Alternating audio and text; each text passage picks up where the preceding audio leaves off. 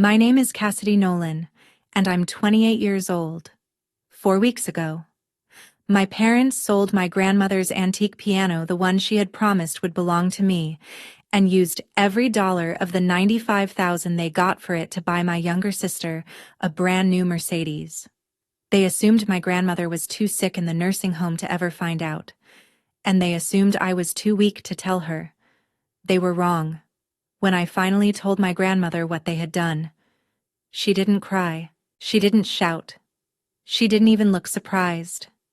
Instead, she reached for her phone, dialed one number, and calmly spoke 7 words that would destroy everything my parents believed they owned. Before I tell you what those 7 words were, and what happened a few days later at my mother's 60th birthday party, take a moment to like the video and subscribe to the channel. But only if you genuinely enjoy stories like this. And drop a comment telling me where you're watching from and what time it is there. Now, let me take you back to the day everything started. The afternoon my grandmother was moved into hospice care. The phone call came on a Tuesday, just after my last piano lesson of the day. I had been packing up sheet music while one of my students struggled to remember the difference between a quarter note and a half note. My phone buzzed. My father's name lit up the screen. I answered immediately. "Your grandmother had another heart attack." He said, "No greeting, no concern, just information. She's stable, but they're transferring her to hospice. Family meeting at the hospital in an hour." I dropped everything. By the time I arrived, my parents and my sister were already gathered in a corner of the waiting room, speaking quietly like they didn't want anyone else to hear. My father, Martin Nolan, stood with his arms crossed, his expression tight and impatient. My mother, Elaine, clutched her designer handbag like it was some kind of shield. And my sister Brittany, 4 years younger than me and the unquestioned favorite in our family, was leaning against the wall scrolling through her phone, barely looking up. "Good. You're here," my father said when he saw me. Not, "How are you doing?" Not, "This must be hard. Just business. We need to divide responsibilities." He spoke like he was assigning tasks in a staff meeting. "Someone needs to visit your grandmother every day," he said. "Elaine and I have the business to run. Brittany's at an important stage with Jason's family. Jason Walker, Brittany's boyfriend of 8 months, the son of my father's most important business partner." My father turned to me. "So, Cassidy," he said, looking at me the way people look at someone they're about to give extra chores to. "You'll handle the visits. Your schedule is flexible. Teachers don't exactly work overtime." I wanted to tell him that I taught music to 37 children every week, that I ran after-school programs, that my time mattered too. But the words stayed in my throat. "Of course," I said quietly. "I want to be with her anyway." "Perfect," my father replied, already turning away as if the conversation were finished. "Keep us updated if anything changes." I nodded and walked down the hallway toward my grandmother's room, and just before I turned the corner, I heard my mother's voice behind me, soft, but not soft enough. Her words were meant for Brittany alone. At least Cassidy's useful for something. The following section contains some fictional elements and is AI-assisted for storytelling and educational purposes, and is completely unrelated to any individual or group. I hope you enjoyed this story. If not, please get some rest, stay healthy, and see you again soon. I kept walking. I didn't turn around. Not because I hadn't heard my mother's words, but because I had heard versions of them my entire life. After a while, pain like that stops surprising you. It becomes background noise. Something you carry quietly so other people don't have to acknowledge it. My grandmother's room smelled like lavender and old books. That combination existed because she insisted on it. Hospice staff preferred everything to smell like disinfectant and antiseptic. But Grandma had waved that idea away the first day she arrived.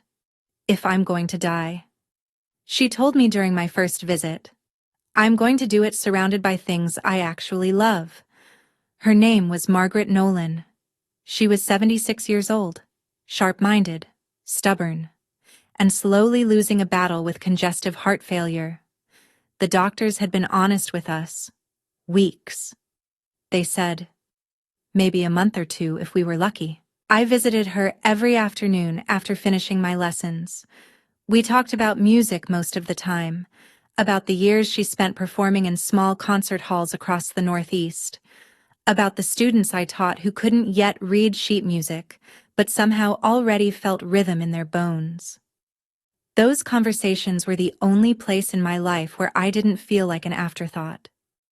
One evening, about a week after she moved into hospice, Grandma reached across the bed and took my hand. Her grip was weaker than I remembered, but her eyes were still sharp and alert. "Cassidy," she said quietly, "there's something I need you to know. Anything. Grandma, the Steinway." She paused, letting the word hang in the air. My mother's piano, the one built in 1892. Of course I knew the piano. I had learned my first scales on those ivory keys when I was 7 years old. I could still remember the smooth feel of the worn keys beneath my fingers and the deep, rich sound that filled the living room whenever Grandma played. That piano had been the soundtrack of my childhood. It was the only place in our house where I had ever truly felt seen. "It's yours," she said firmly. I blinked. "Grandma, I've already told your parents," she continued. "I told Martin and Elaine last month, in front of everyone." I remembered that dinner. My father's jaw tightening, my mother exchanging a quick glance with my sister, Brittany rolling her eyes and muttering something under her breath about sentimental junk. "Grandma, you don't have to give it to me," I said softly. "I want to." She squeezed my hand again, surprising me with the strength still hiding in her fingers. "You're the only one in this family who understands what that piano means," she said. "Promise me you'll take care of it, I promise." She smiled then, the kind of small, knowing smile that made it seem like she understood far more than she was saying out loud. "There are things in this world more valuable than money, Cassidy," she murmured, "and there are people who only learn that lesson the hard way." 2 weeks later, everything changed.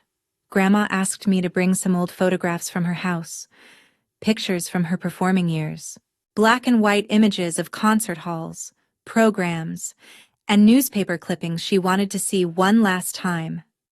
I still had a key to the house, so after my lessons ended on a rainy Thursday afternoon, I drove across town to get them. The house was quiet when I arrived, the kind of quiet that made every step echo. Rain tapped against the windows as I walked through the front door and into the familiar hallway. I passed the dining room, then I stepped into the living room, and stopped, because the corner where the Steinway piano had stood for nearly 30 years was empty. The house was quiet, too quiet. I stepped through the front door and into the foyer, shaking rain from my coat. The familiar scent of polished wood and old sheet music still hung faintly in the air. I walked past the dining room and toward the living room where the Steinway had stood for nearly 30 years. Then I stopped. The space was empty. For a moment, I actually forgot how to breathe, where the piano should have been. There was only a rectangular indentation pressed into the carpet, the faint outline of 4 heavy legs, the ghost of something that had lived there for decades and had been ripped away. My hands started trembling as I pulled out my phone. I called my mother. She answered on the 3rd ring. "Hello, Mom." My voice cracked despite my effort to steady it. "Where is Grandma's piano?" There was a brief pause on the other end of the line. Then her voice returned, casual and dismissive. "Your father handled that." My stomach tightened. "Handled it how, Cassidy?" "These are adult matters," she said coolly. "You don't need to worry about it." "Where is it?" I pressed. I said, "Don't worry about it." The line went dead. She had hung up. I stood in that empty living room for what felt like hours, staring at the indentation in the carpet while rain tapped steadily against the windows. Thunder rolled somewhere far away. Eventually, I forced myself to move. That evening, I drove straight to my parents' house. My father, Martin Nolan, opened the door with a glass of scotch in his hand. He looked mildly irritated, like I had interrupted something more important. "The piano," I said immediately. "What did you do with it?" He didn't even hesitate. "Sold it," he said.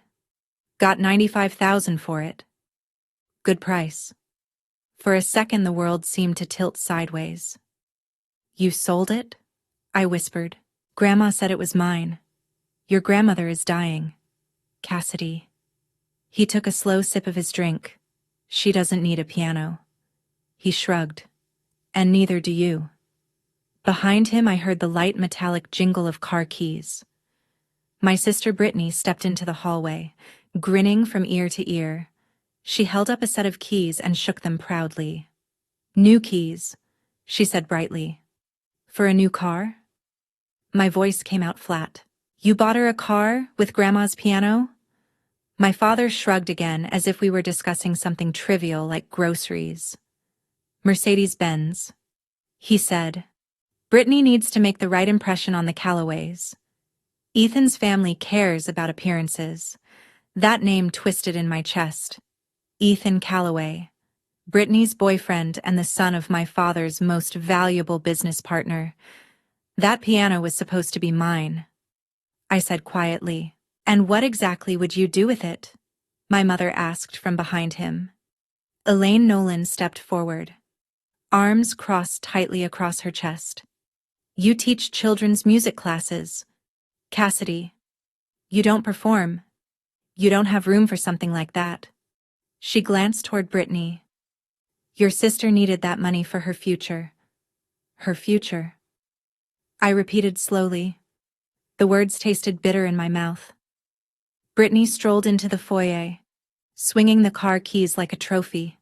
"Don't be jealous, Cassidy," she said, with a wide, polished smile.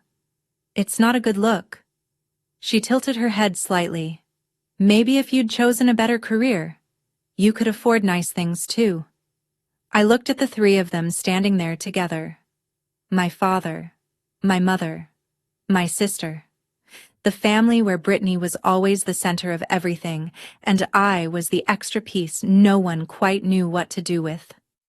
"Does Grandma know?" I asked. Silence. I looked directly at my father. "Does she know you sold her piano?" My mother's expression hardened instantly. "She's in hospice, Cassidy," she said sharply. "She's on morphine half the time. She doesn't need to hear anything that would upset her." "You mean, you don't want her to know?" My mother stepped closer. Her voice dropped lower, colder. "I mean that if you tell her something that causes her stress and something happens to her," she let the sentence hang in the air, "that will be on you." Her eyes locked onto mine.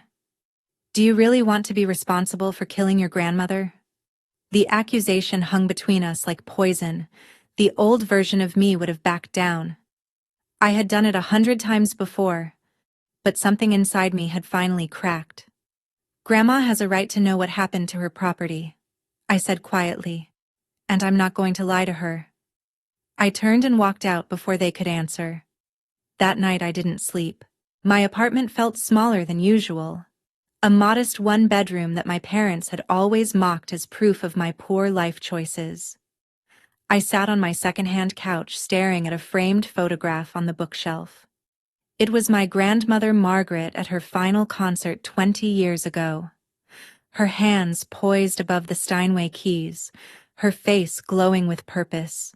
The same piano my parents had sold like it meant nothing, and the same piano she had promised would one day be mine. Her fingers hovered above the piano keys in the photograph. Her face bright with focus and purpose. It was the same Steinway my parents had sold like it meant nothing. I stared at the picture for a long time. the soft lamplight reflecting off the glass frame. My mother's words kept echoing in my head. If something happens, that will be on you. Was she right? If I told Grandma the truth? Would the shock hurt her? Would I be adding more pain to the final days of her life?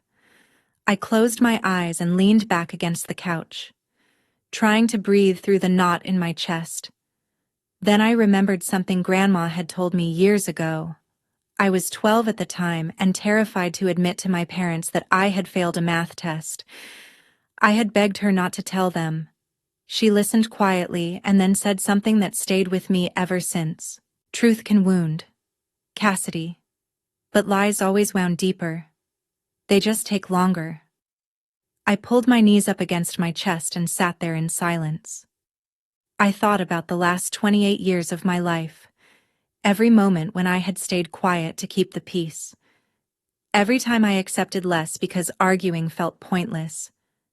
Every time I made myself smaller so the rest of my family could feel bigger.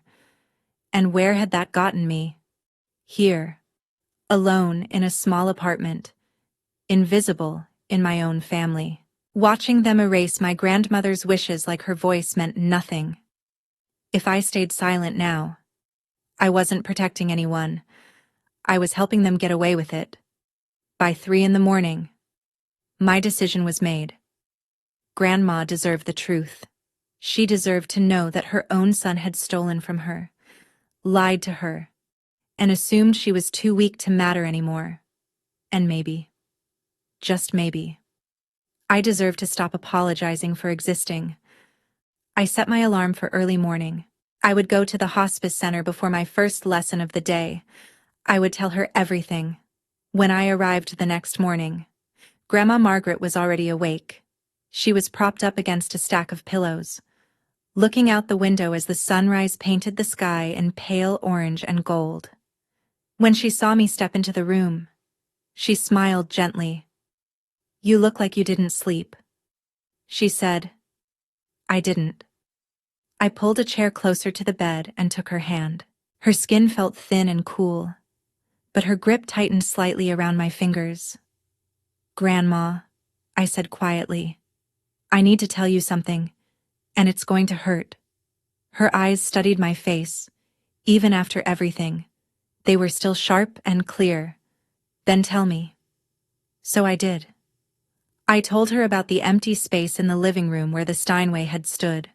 I told her about the $95,000, about the Mercedes sitting in Brittany's name, about my father's careless dismissal, about my mother's warning. I told her everything. As I spoke, I prepared myself for tears, for anger, for the kind of devastation that might shatter what little strength she had left. But when I finished, Grandma Margaret simply exhaled slowly. Not a gasp of shock, not a cry of betrayal, just a long, quiet sigh. The sigh of someone who had expected this all along. "Grandma," I whispered. She turned her head toward me. Her expression was calm, almost resigned. "I thought something like this might happen. Sweetheart, you knew I know my son." Her voice was steady. "I've watched Martin become this person for 40 years. I hoped he might change someday, but I also prepared myself for the possibility that he wouldn't." My mind started racing. Prepared how, instead of answering. She reached slowly toward the bedside table. "Would you hand me my phone?" I picked it up and placed it gently in her hand.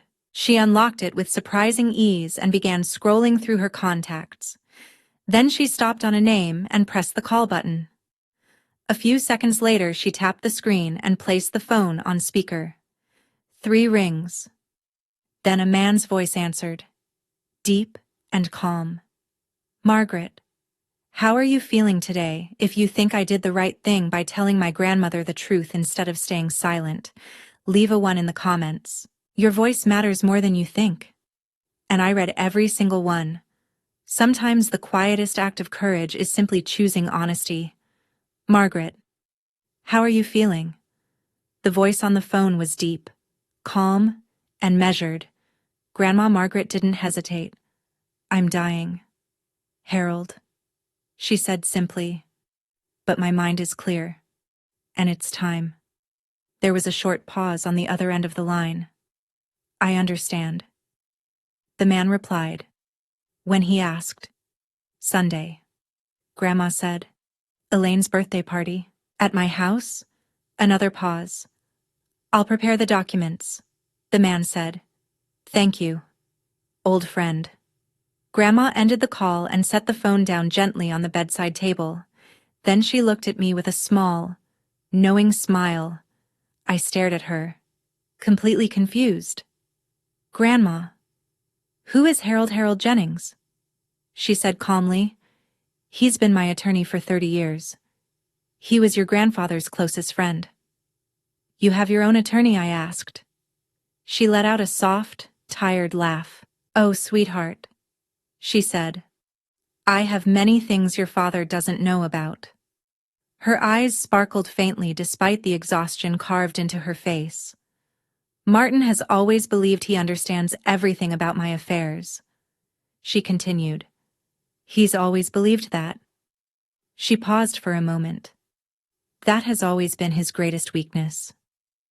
I sat there, feeling like I had stepped onto the edge of something enormous, something I couldn't quite see yet. What's going to happen on Sunday? I asked slowly. At Mom's birthday party, Grandma Margaret squeezed my hand. Justice. The word was quiet but firm. Delayed, perhaps, she added. But justice nonetheless. I don't understand. You don't need to understand everything yet, she said gently. She leaned back against her pillows, suddenly looking much more tired than before. I just need you to do one thing for me. Anything. Come to the party, she said. Dress nicely, and bring your patience. A faint smile touched her lips. The same patience I taught you when you were learning Chopin and wanted to throw the sheet music across the room, despite everything. I almost laughed. That bad worse, she said softly. Her expression grew more serious again. But necessary. She looked straight at me. Your father and mother need to learn that actions have consequences. Then she added quietly. And I've spent 5 years making sure that when the lesson finally arrives, it will be unforgettable. 5 years. The number echoed in my head. You've been planning something for 5 years, I whispered. Grandma, what did you do? She didn't answer. Instead, she closed her eyes slowly as exhaustion began to overtake her. I protected you, sweetheart, she murmured softly. The way I should have protected you all along. Her voice grew faint. I'm only sorry it took me so long. Within a few minutes she had fallen asleep. I stayed beside her bed, holding her hand while my mind spun with questions. Harold Jennings. Sunday. My mother's birthday party. And my grandmother's house. Something was coming. I could feel it. I just didn't know what it would be. 2 days later, I found myself sitting in a small law office on the outskirts of Philadelphia. The brass nameplate on the door read, Harold Jennings, attorney at law. The office inside smelled faintly of old leather and paper. Tall shelves lined the walls from floor to ceiling, filled with thick legal books whose pages had probably been turned thousands of times. Harold Jennings was nothing like I expected. He looked to be in his late 60s, with neatly combed silver hair and thin gold-rimmed glasses. His movements were slow but deliberate, like a man who had learned long ago that patience was more powerful than speed. When he entered the room, he offered me his hand. Cassidy Nolan, he said warmly. Your grandmother speaks about you often. He smiled kindly. It's a pleasure to finally meet you. It's a pleasure to finally meet you. He said again. Mr. Jennings. Harold. Please. He interrupted gently. He gestured toward the chair across from his desk. Sit. I lowered myself into the chair, suddenly aware that my hands were trembling slightly. The office felt quiet in a way that made every small sound seem louder. The rustle of paper, the ticking of a clock somewhere behind me. Your grandmother asked me to explain a few things before Sunday, Harold said calmly. I nodded. Your grandmother is a remarkable woman, he continued, and she is far more perceptive than her children have ever given her credit for. He folded his hands neatly on the desk. For years she has been observing, watching, planning. Planning what exactly, I asked. Instead of answering immediately, he studied me for a moment. Tell me something. Cassidy, he said. Do you know who owns the house your parents live in? I blinked in confusion. They do, I said automatically. Grandma gave it to them after my grandfather passed away. Harold's expression didn't change. Is that what they told you? That's what everyone says. Everyone, Harold replied quietly.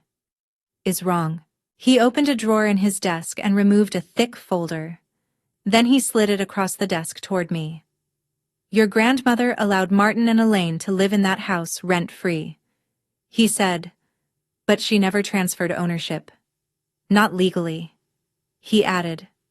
Not ever. I stared down at the document inside the folder. A property deed. The name printed clearly across the top. Margaret Nolan. There were no amendments, no transfer forms, no signatures passing ownership to my parents. They've been living in her house for 10 years, I said slowly, trying to process it, thinking it was theirs. Precisely. My head felt like it was spinning, but why would Grandma let them believe that I asked? Harold leaned forward slightly, because she was watching. He said, watching to see if her son would prove her fears wrong. His voice softened slightly. Unfortunately, he did exactly what she expected. I left Harold's office that afternoon with more questions than answers. That night, I returned to my apartment and began searching through an old wooden box my grandmother had given me years ago. I had never looked through it properly before. The box contained photographs, letters, dried flowers she had pressed from her garden. It always felt too personal, almost like reading someone's diary. But now I needed to understand. I sifted through the contents slowly until I found it near the bottom of the box. A sealed envelope. The paper had yellowed with age. My name was written across the front in my grandmother's careful handwriting. Cassidy. Beneath it were 6 smaller words. For Cassidy. When you need to understand. My fingers trembled as I opened the envelope. Inside was a photograph and a copy of a legal document. The top portion of the document was partially covered, but the signature at the bottom was unmistakable. Margaret Nolan. The date beside it was from 5 years ago. Attached to the corner was a small handwritten note from her. The house never left my hands. Sweetheart. It was only borrowed, and some borrowers don't deserve the privilege. I read the note 3 times before the meaning finally settled in. Sunday's birthday party was being held at my grandmother's house, the same house my parents treated like their own. The house where they hosted dinner parties and holiday gatherings. The house where they sold the Steinway piano that had sat in the living room for 30 years, as if it belonged to them. But it didn't belong to them. It never had. My father had built his entire sense of success on a foundation that wasn't real. I thought about every lecture he had ever given me about smart investments and financial responsibility. Every time he mocked my small apartment. Every time he talked about real assets, all while living inside a home that legally wasn't his. The irony was almost overwhelming. I carefully placed the letter back into its envelope and set it on my nightstand. Sunday was only 3 days away. Whatever my grandmother had planned, it was going to happen in the very house my parents believed they controlled, and they had absolutely no idea what was coming. The night before the party, my phone rang. Grandma Margaret. Her voice sounded weaker than before. I could hear the strain behind every word, but her mind was still sharp. "Cassidy," she said softly. "Are you ready for tomorrow, Cassidy? Are you ready for tomorrow?" My grandmother's voice on the phone was softer than usual, but it still carried the quiet strength I had always known. "I think so," I said. Then I hesitated. "Grandma, are you sure about this? It's Mom's birthday, and there will be a lot of people there. That is exactly why it needs to happen tomorrow," she replied. She paused to catch her breath. "Your father sold my piano in front of everyone at that family dinner last month." She continued slowly. "He announced it like it was his decision to make." Her voice remained calm, but I could hear the weight behind every word. "He didn't ask me, and he certainly didn't think about you." I closed my eyes. "I remember." "Then you understand why this lesson needs witnesses," she said. Her voice softened. "I'm not doing this for revenge, Cassidy. Revenge is empty." Another pause. "I'm doing this because it's right, and because you deserve to be protected, especially after I'm gone." Tears burned behind my eyes. "Grandma, I should have said something sooner," she whispered. "I watched the way they treated you for years, and I kept hoping Martin would change." She sighed quietly. "That was my mistake. Love made me blind for too long." "It's not your fault," I said quickly. "Maybe not entirely," she answered. "But I can still make things right." For a moment the line went quiet except for the faint sound of her breathing. "I don't have much time left, Cassidy," she said gently. "The doctors say a few weeks, but I think it's less. I can feel it." Her voice grew softer. "So I need to know something. Anything. Do you trust me always?" I said without hesitation. "Then come tomorrow," she replied. "Wear something that makes you feel strong." She paused again before adding one final sentence. "And no matter what happens, remember that you are not the villain in this story. You never were." We said goodnight after that. I held the phone against my chest for a long time after the call ended. Tomorrow would change everything. I just had to be ready to let it. Sunday arrived with pale winter sunlight and the kind of crisp air that made everything feel sharper and more real. My grandmother's house looked almost festive. A large banner reading "Happy 60th Birthday." Elaine hung across the porch railing. Cars lined the driveway and spilled out along the street. I parked near the end of the block and sat in my car for a moment. Taking a slow breath, I had chosen a navy blue dress. Simple but elegant. The pearl earrings my grandmother had given me on my 21st birthday rested against my neck. My hair was pinned neatly back. It felt like armor for a battle I didn't fully understand yet. When I stepped inside, the house buzzed with conversation. About 30 people had already gathered. Aunts and uncles I only saw at holidays, old neighbors, several of my father's business associates. Near the fireplace I spotted Ethan Calloway and his father talking quietly. Brittany stood beside Ethan with her arm looped through his, smiling brightly. But my eyes were immediately drawn to the living room. The corner where the Steinway had stood for 30 years was empty. Someone had placed a large potted plant there, as if greenery could somehow fill the absence. It looked ridiculous. A leafy apology for something that could never really be replaced.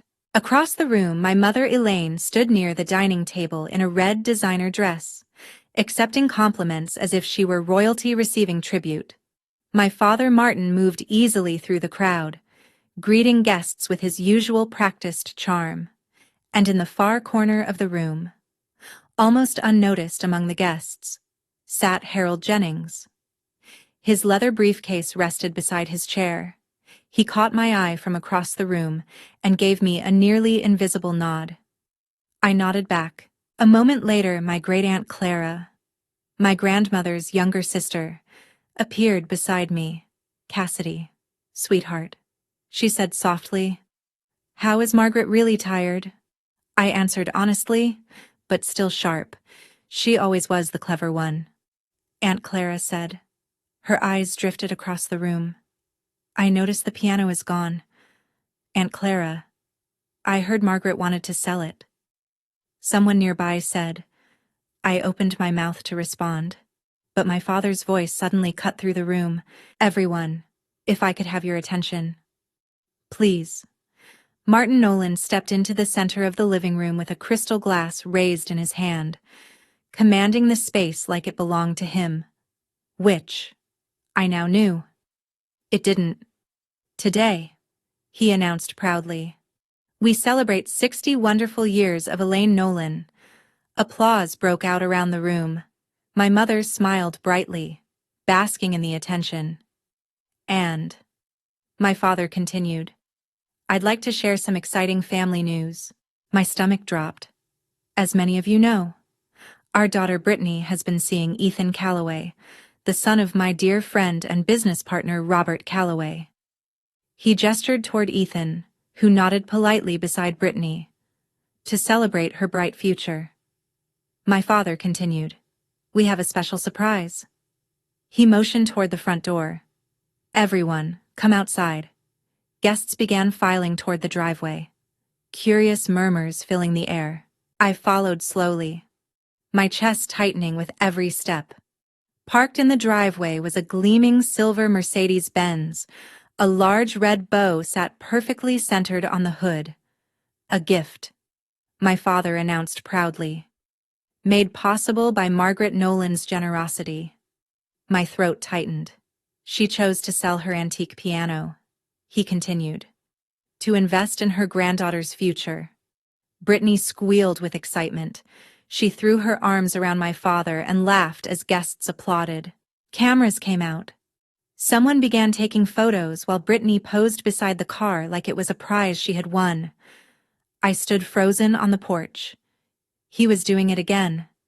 Rewriting the story, turning himself into the hero while completely erasing my grandmother's wishes. A woman standing near the driveway leaned toward her husband and whispered quietly, wasn't that piano supposed to go to the other granddaughter, the music teacher? Her husband shrugged. Plans must have changed. Aunt Clara appeared beside me, her face pale. Cassidy, she whispered. Did Margaret really agree to this before I could answer? Brittany spotted me. Oh, Cassidy, she called out sweetly, her voice dripping with false kindness. Come take a picture with us. She waved her keys playfully. Don't be jealous. I'm sure Grandma will leave you something too. She laughed lightly. Maybe her collection of old sheet music.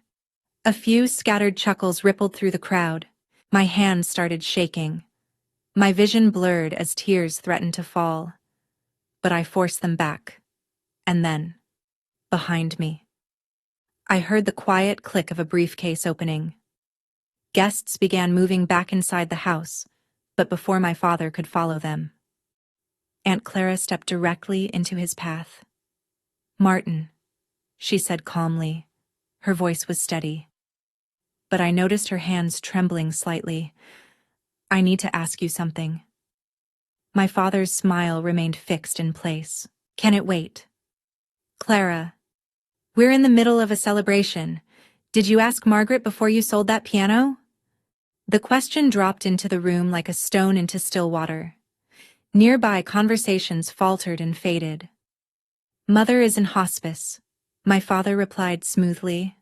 She's not in a condition to handle decisions like that. We did what was best for her. He lifted his chin. I spoke with her this morning. Aunt Clara straightened. She's perfectly clear-headed. Martin, she said firmly, completely lucid.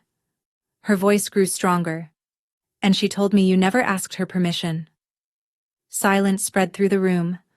I saw Robert Calloway frown slightly. Ethan shifted uncomfortably beside Brittany. My mother stepped forward quickly, her face flushed. Clara, this is my birthday. Let's not create a scene. A scene? Aunt Clara laughed softly. But there was no humor in it. Elaine, Your husband sold Margaret's most precious possession without her knowledge and used the money to buy a car. She gestured toward the driveway. If anyone created a scene here, it wasn't me. The room fell completely silent. 30 pairs of eyes moved back and forth between my parents and Aunt Clara. My father's composure cracked just slightly. "This is a private family matter," he said sharply.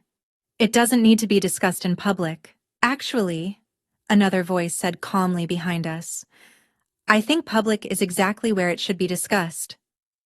I turned. Harold Jennings was standing now. His briefcase was open, a folder of documents resting in his hands. He walked slowly toward the center of the living room with the calm confidence of someone who had done this many times before. "Good afternoon, everyone," he said clearly. "My name is Harold Jennings. I am Margaret Nolan's attorney." My father's face went completely pale. The silence in the room became suffocating. Harold positioned himself carefully near the empty corner where the Steinway piano had once stood. The choice felt deliberate. "I apologize for interrupting the celebration," he continued calmly. "However, Margaret Nolan has asked me to address several urgent matters concerning her estate. Given the circumstances," he added, "she felt it was important that her family and close associates hear this information directly." My father spoke first. "My mother has an attorney." "Since when?" "Since 30 years ago." "Martin." Harold replied politely. His tone remained calm, but there was an unmistakable edge beneath it. "I also represented your father." He paused slightly. "You would know that, if you had ever bothered to ask." Muffled gasps spread through the room. Someone whispered behind me, "Oh my God." My mother stepped forward quickly. "Margaret is dying," she snapped. "She's not in her right mind. Whatever documents you think you have." Harold raised one hand gently, silencing her. "I visited Margaret this morning," he said. "Her nurse can confirm that she is fully competent and entirely lucid." He opened the folder and removed a document. "She personally instructed me to address this gathering today." He lifted the paper so everyone could see it. "There appears to be some confusion regarding property ownership." He held up the document. "This is the deed to the house we are currently standing in." I watched the color drain completely from my father's face. "Notice the name listed here," Harold said calmly. "Margaret Nolan." He looked directly at my parents. "Not Martin Nolan. Not Elaine Nolan." He paused long enough for the words to settle. "This property has never been transferred. It was never gifted. For the past 10 years, your parents have simply been living here rent-free at Margaret Nolan's generosity. Nothing more." Whispers exploded throughout the room. My father grabbed the back of a chair to steady himself. Brittany stared at him in shock, and Harold Jennings was not finished. "That," he said quietly, "is only the beginning. If you're still listening, you're probably holding your breath the same way I was in that moment." Before I tell you what Harold revealed next, let me ask you something. Who do you think actually owns that house? Option A. My parents. Because surely my grandmother must have transferred it to them at some point. Option B. My grandmother. Because there has been a secret all along. Or option C. Me. Because the biggest twist hasn't even happened yet. Drop your answer in the comments and keep listening. Because what happened next changed everything. My father's voice cracked as he stared at the document. "This is impossible," Martin said. "Mother told us the house was ours. She promised. She promised you could live here." Harold corrected calmly. He placed the deed flat on the dining table where everyone could see it. "There is a significant legal difference between living somewhere and owning it. Mr. Nolan." The realization began spreading through the room like wildfire. I saw Robert Calloway slowly take a step back from my father. One of the neighbors leaned toward her husband, whispering something under her breath. "For 10 years," Harold continued, You have lived in this property without paying rent, utilities, or property taxes. All of those expenses were covered directly by Margaret Nolan's accounts. His voice remained steady. You treated this home as if it were yours. You even made structural changes without permission. He glanced toward the ceiling where the modern light fixtures my mother installed last year now hung. Legally speaking, you are tenants at will, and the property owner has the right to terminate that arrangement at any time. You cannot be serious, my mother said sharply. We have lived here for a decade. We have invested in this house, invested without authorization. Harold replied. His expression did not change. Any modifications made without written consent legally belong to the property owner. Margaret Nolan. Brittany grabbed Ethan's arm. This is insane, she said. Dad, tell them this is some kind of joke. But my father couldn't speak. He stood there staring at the deed as if it were a death sentence. There is also another matter worth mentioning. Harold continued almost casually. Pennsylvania law takes property fraud very seriously. Representing someone else's property as your own, particularly in business dealings, can carry significant legal consequences. I watched Robert Calloway's expression change.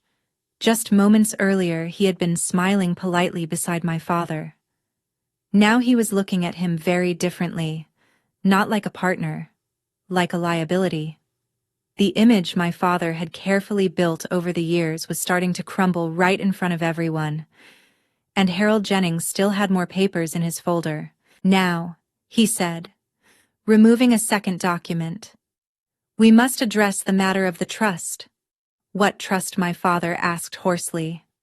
5 years ago, Harold said, Margaret Nolan established a separate legal trust independent of the will previously shared with the family. He looked around the room before continuing. This trust was created specifically to protect her most valuable assets in the event of financial misconduct. Financial misconduct, my mother sputtered. We are her family. Family members are fully capable of misconduct, Harold replied calmly.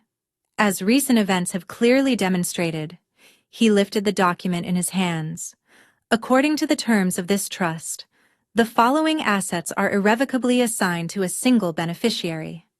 He began listing them one by one.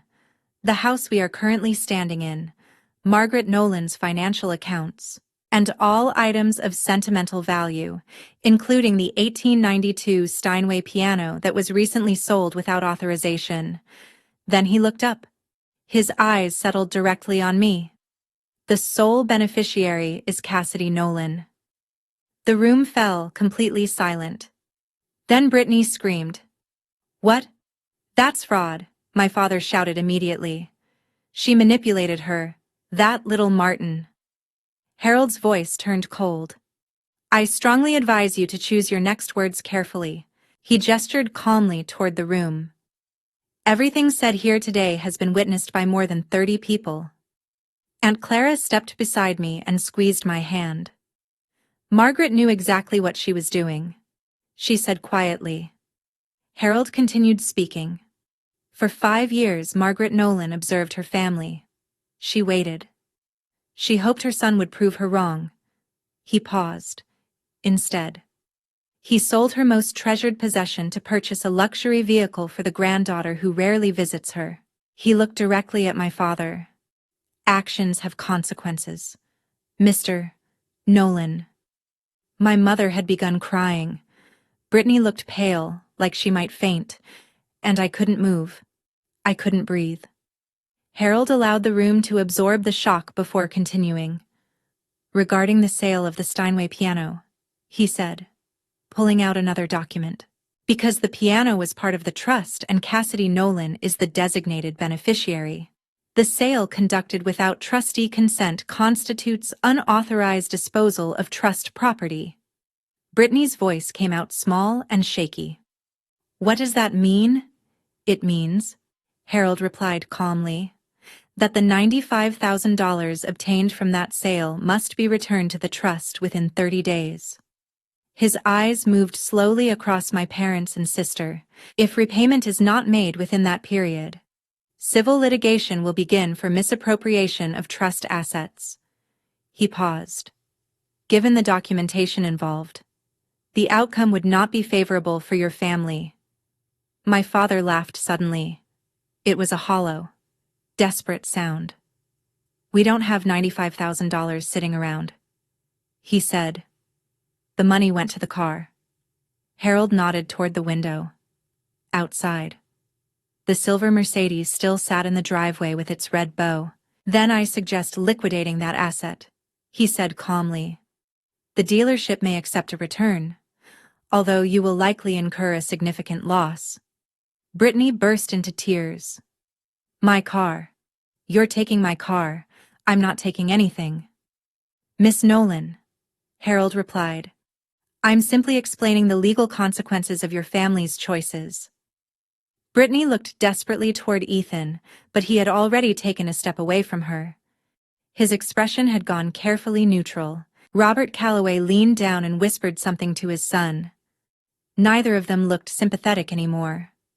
And finally, Harold continued, Margaret Nolan has asked me to inform you that your living arrangement in this property will now be formally restructured. My mother's voice barely came out. Restructured. You may remain here temporarily, Harold said, but a formal lease agreement will be required. A lease, she whispered. In the house we've lived in for 10 years, Harold nodded slightly. In the house? He corrected gently. That you never owned. The room fell completely silent. Every single pair of eyes in the house turned toward me. My father slowly turned in my direction. His face twisted with anger and disbelief. You did this, Martin said hoarsely. You poisoned her against us. I didn't move. No. Dad. I said calmly. I didn't do anything. My voice was steadier than I expected it to be. Grandma made those decisions 5 years ago, long before I knew anything about them. I only found out this week.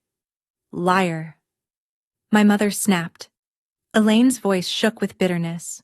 You've always been jealous of Brittany, jealous of this family and everything we built. This is your revenge. Revenge. Something inside me hardened. I didn't sell Grandma's piano without asking her. I said quietly. I didn't spend the money on a car for myself, and I didn't lie to everyone about what really happened. I took a step forward and looked directly at my mother. I'm not the one who said, at least she's useful for something, when I agreed to visit Grandma every day. A wave of shocked murmurs passed through the room. And I'm not the one who hung up the phone when I asked what happened to her piano. I held her gaze. And I'm definitely not the one who threatened me by saying I would be responsible for killing Grandma if I told her the truth. Gasps rippled through the crowd. Aunt Clara's hand tightened around mine. For the first time in my life, I didn't look away. I spent 28 years invisible in this family. I continued quietly. I accepted it because I thought that was what love meant. Making yourself smaller so everyone else can feel bigger. I looked at my father, then my mother, then Brittany, who was still crying somewhere near the doorway about the car she was about to lose. But Grandma taught me something different. I said, she taught me that loving yourself sometimes means standing up for what is right, even when it costs you everything. I took a slow breath. So here is what I want you to understand. I'm not apologizing anymore. I'm not staying silent anymore. And I'm done pretending everything is fine when it isn't. The room remained absolutely still. No one said a word. One by one, guests began quietly gathering their coats. People avoided eye contact as they slipped toward the door. Soft whispers filled the air as the crowd slowly disappeared. Within minutes, the house that had been full of voices felt strangely hollow. Harold gently touched my arm. Cassidy, he said quietly. We should discuss the next steps. I nodded, still feeling like I was watching everything from outside my own body. Legally speaking, Harold continued softly so only I could hear. You have several options. You could demand immediate eviction, given the circumstances. Your grandmother would absolutely support that decision. I looked across the room. My father had collapsed into a chair, his head buried in his hands. My mother stood frozen near the window. Mascara streaked down her face. Brittany had vanished outside, probably still crying beside the Mercedes. They looked broken. Part of me wanted revenge. A small, wounded part of me wanted them to feel every bit of the pain they had caused me for 28 years. But that wasn't the person I wanted to become. I don't want to throw them out, I said quietly. Not immediately. Harold raised an eyebrow. Are you certain? Yes. I inhaled slowly. Here's what I want. The $95,000 gets returned within 90 days. Not 30. I'll give them time to sell the car and figure things out. They can remain in the house under a formal lease agreement with minimal rent. My voice faltered for just a moment. And after Grandma? I swallowed hard. After she passes, they'll have 12 months to find somewhere else to live. Harold studied me carefully. That is remarkably generous. Given everything that has happened? Maybe. I said. But I'm not doing this to punish them. I'm doing it because it's right, and because I refuse to become the kind of person they are. For a long moment he said nothing. Then Harold nodded slowly. Your grandmother told me you would respond this way. His expression softened. She is very proud of you. Cassidy. My voice cracked. I know. The agreement was written right there on the dining room table. Aunt Clara and 2 remaining guests stayed as witnesses. My father signed the paper without looking at me. My mother's hands shook so badly she could barely hold the pen. Neither of them spoke. By the time the last signature was finished, the house was nearly empty. Robert Calloway and Ethan had already left without saying goodbye. Later, I learned Ethan had driven away while Brittany was still outside crying. The birthday cake sat untouched on the table. The banner on the porch hung crooked and forgotten. Aunt Clara hugged me tightly before she left. You did the right thing, sweetheart, she whispered. Margaret would be so proud. She is proud, I said softly. I spoke with her this morning, almost as if she heard us. My phone buzzed. A video call from the hospice center.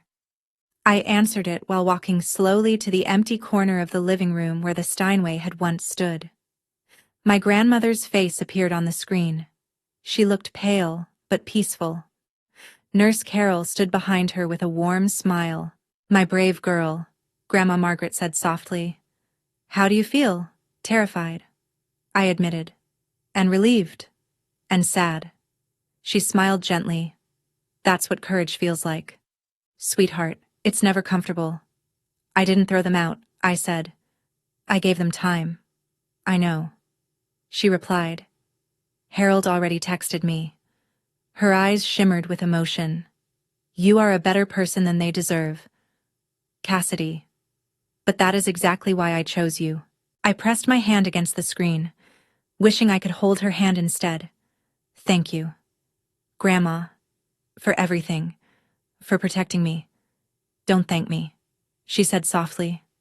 Just live well, play music, be happy. That will be thanks enough. I will, I whispered. I know you will, she said. Her eyes slowly closed. I know you will. And now you might be wondering something. Did my parents ever change? The truth is complicated. Not every story ends neatly. But every story leaves you with a lesson. Before I tell you what happened in the months that followed, I want to ask you something. Have you ever had to set boundaries with your own family? Was it difficult? Share your story in the comments. I read every single one. I read every single comment you left. And in the first week after the party, everything fell apart faster than I could have imagined. News travels quickly in tight social circles, And the story of what happened at Elaine Nolan's 60th birthday spread through our community like wildfire. My father's business partners suddenly became very busy. Meetings were postponed. Phone calls went unanswered. People who had once treated him like a rising success now seemed strangely unavailable. Robert Calloway officially withdrew from the joint venture he and my father had been negotiating for months. When my father demanded an explanation, the answer he received was blunt. "I can't do business with someone I can't trust." Then Robert added something even colder. "Martin, if you're willing to deceive your own mother, what would you do to a business partner?" The deal would have been worth more than $200,000. It disappeared overnight. Brittany was forced to return the Mercedes. The dealership offered them only $80,000, $15,000 less than what my parents had paid. She screamed at the salesman for nearly 20 minutes before finally signing the return papers. 3 days later, Ethan ended things. Not in person, not even with a phone call. A text message. "My family thinks it's best if we take some time apart." The translation was obvious. The Calloways wanted nothing to do with the Nolan family scandal, for the first time in her life. Brittany was ordinary. No luxury car, no wealthy boyfriend, no special treatment. She had to borrow my mother's old Honda just to drive to job interviews. I didn't celebrate. I didn't call. I didn't even mention it. I simply continued living my life. I taught my students their scales and finger exercises. I visited Grandma Margaret every evening, but I would be lying if I said I felt nothing watching the illusion crumble. My father had spent years measuring success through appearances. The house, the car, the right connections. Now he was learning something he had never understood before. None of it had ever been his. The entire foundation of his identity had been borrowed, and borrowed things eventually have to be returned. 3 weeks after the birthday party, the hospice called me at 6 in the morning. "You should come now," the nurse said gently. "She's asking for you." I drove faster than I should have. My heart pounded the entire way there. When I arrived, the room was quiet. Soft morning light filtered through the curtains, painting golden shadows across the bed. Grandma Margaret looked fragile. Her breathing was shallow, her skin almost translucent, but her eyes were open, and when she saw me, she smiled. "My Cassidy," she whispered, "come sit with me." I took her hand carefully. It felt incredibly light, like holding a bird. "I have something I need to tell you," she said slowly. "Something I should have said years ago." "What is it?" "Grandma, I'm sorry." The words surprised me. Sorry for what? A tear slid slowly down her cheek. "I watched the way they treated you year after year," she said quietly. "I kept hoping Martin would change. I kept hoping Elaine would see how special you are." She swallowed. "I made excuses because I didn't want to believe my own son could become someone like that." Her voice faltered. "I should have protected you sooner." My own tears were falling now. "It's not your fault," I whispered. "Maybe not entirely," she said softly. "But I could have done more." Her fingers tightened weakly around mine. I waited until I was dying to act. "I'm sorry, sweetheart. You deserved better." I shook my head. "You gave me everything that mattered," I said. "Music, love, and the knowledge that I was worth something. That's more than they ever gave me." She smiled then, for just a moment. She looked like the grandmother I remembered from childhood. Strong, radiant, alive. "I'm so proud of you, Cassidy," she whispered. "You have a good heart." She paused. "But you finally learned how to protect it." "You taught me that," I said softly. "Then I did something right." Her eyes slowly closed. "I'm tired now. Sweetheart, stay with me." "I'm right here," I said. Grandma Margaret passed away that evening. peacefully, with my hand in hers. 5 days later, we held her funeral at the small church she had attended for nearly 50 years. Just as she had requested. It was simple. No elaborate arrangements, no grand displays, only music, memories, and the people who truly loved her.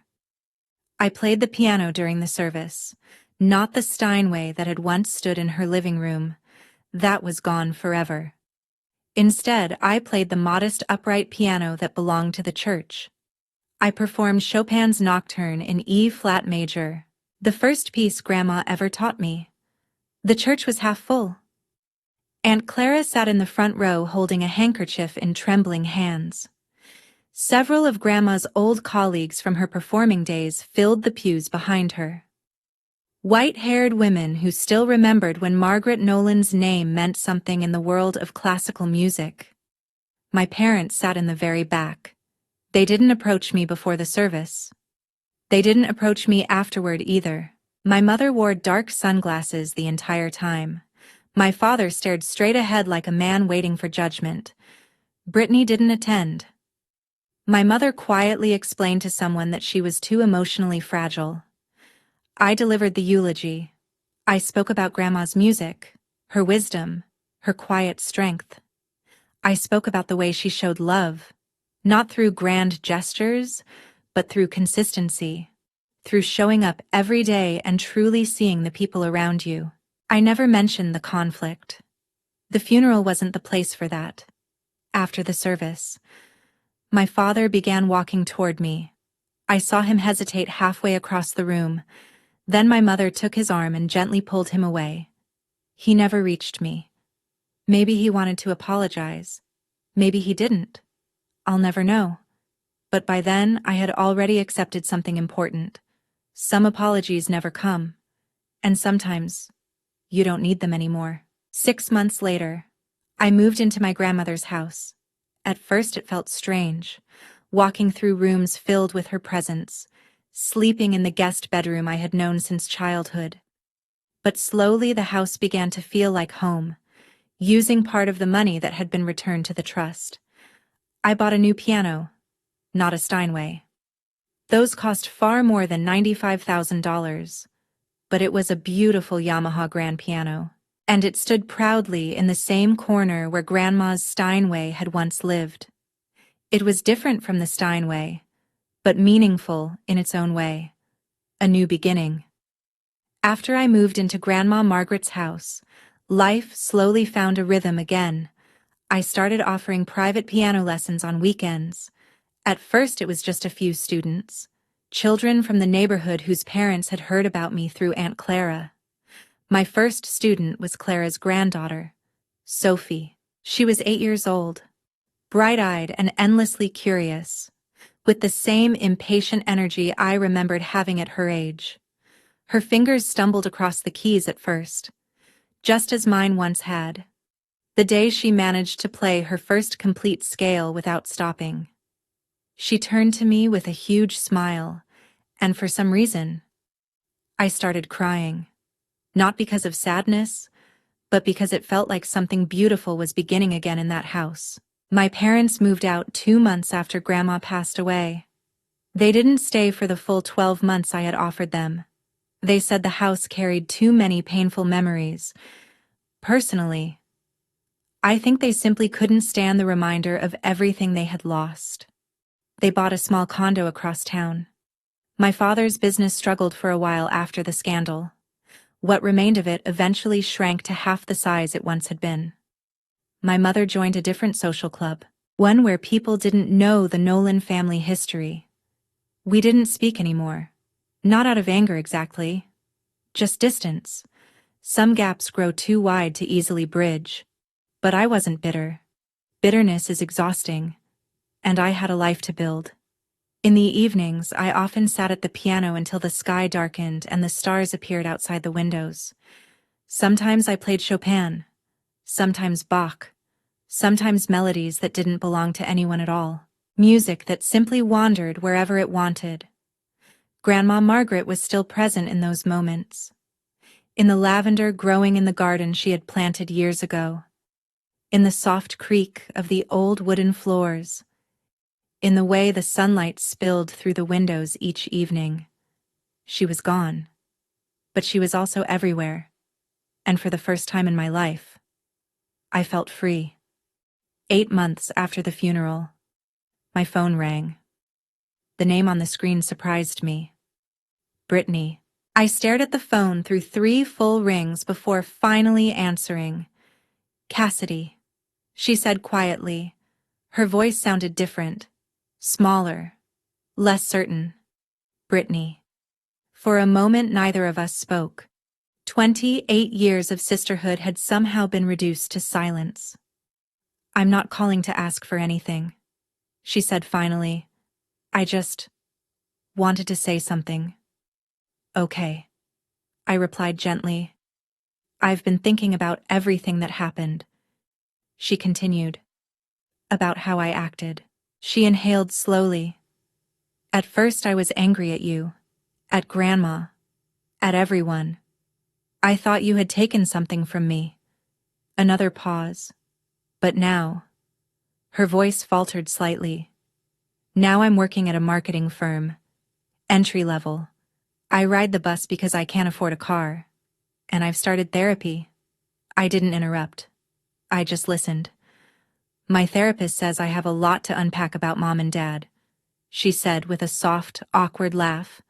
About how I was raised. About why I believed I deserved everything without earning it. Her laugh faded. Turns out being the favorite child isn't actually a gift. It's a trap. I'm glad you're working through that, I said quietly. I'm not asking you to forgive me, she said quickly. Her voice cracked. I don't deserve that. I just wanted you to know that I understand now why you did what you did, and why Grandma did what she did. Grandma loved you too. Brittany, I said.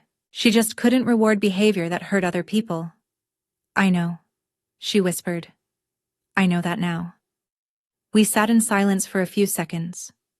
If you ever want to talk again, I said slowly.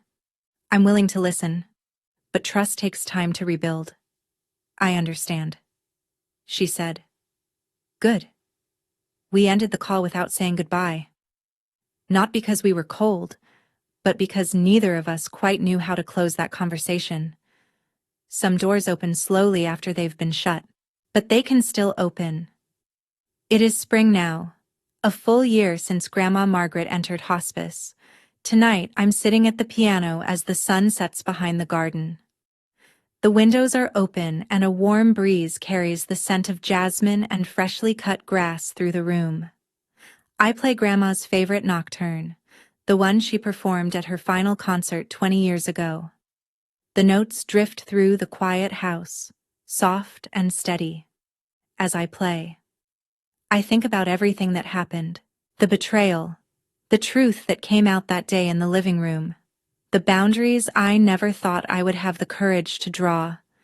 I think about Grandma, her strength, her patience, her quiet determination to protect me even when I didn't know I needed protecting. I think about my parents living in their small condo across town, rebuilding a life that looks nothing like the one they once imagined. I think about Brittany riding the bus to work every morning and learning for the first time what it means to earn something. I don't hate them. Hate takes too much energy, but I don't need them anymore either. And that kind of freedom is something I never expected to find. The nocturne ends. The final notes linger in the air before fading into the quiet evening. I look at the photograph resting on top of the piano. Grandma Margaret at 60 years old. Radiant, her hands hovering over the Steinway keys she loved so much. I'm doing okay, Grandma, I whisper. More than okay. Somewhere deep down. I like to believe she hears me. I close the piano lid and walk to the window. The first stars are beginning to appear in the darkening sky, small points of light scattered across the night. I don't have the original piano, and I don't have the family I thought I had. But I have something better. I have myself. I have boundaries. And I have a life built on truth instead of silence. That is the real inheritance my grandmother left me, and that is my story. Thank you for staying until the end. There was a moment in this story when I realized something simple but powerful. Silence can look like kindness, but sometimes it's just fear wearing a polite face. For years, I believed keeping peace meant accepting less, shrinking myself so others could feel comfortable. But truth has a strange way of restoring dignity, even when it arrives painfully. Standing up for what is right doesn't always feel heroic in the moment. Sometimes it feels terrifying, lonely, and uncertain. Yet that small act of honesty can protect someone, change a life, or stop a cycle that has lasted for years. I often wonder what you would do if you were standing where I stood that night. Would you stay quiet? Or would you tell the truth, even if it changed everything, and wherever you're listening from right now? I'd genuinely love to know. Leave a comment and tell me your city or country. Stories like this travel farther because of people like you. A single subscribe from you helps this channel keep sharing real stories about courage and boundaries. A like or a share might help someone out there realize they are not alone and that they deserve to be heard too. In a quiet way. That makes you part of the reason these stories matter.